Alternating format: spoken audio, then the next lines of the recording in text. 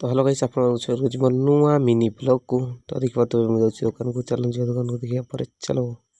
देखिए तो बजला गोटे आसुची घर को तो घरे खाई पी जीवा कथा घरे पहुँच गली चलो देखिए तो सामने मुझे खाई पी आसुली घर को मैंने दुकान को आसुली बाटर मैंने पड़ा मुझे चाबी काटी बोल मैंने आउ थे 1 किलोमीटर भाई चलिए गल जावाई पड़ा घर को तापर जाकि चाबी काटी आणिकी जाऊँगी दुकान को चलो तो देखिए तो चल चल माल कौन खरारे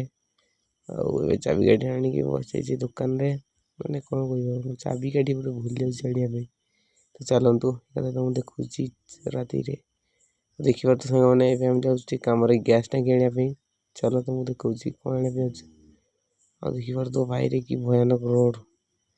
भाई पूरा खतरनाक रोड ही लाइट को देखुच तो डीजे चलो तुम देखुँ आम कौ गैस आने आसलु चलो तो देखिए तो आम ये गैस आने जो गाड़ी लगे देखिए तो आणिक रखीदेलु आज ब्लॉग मुझे एंड कर।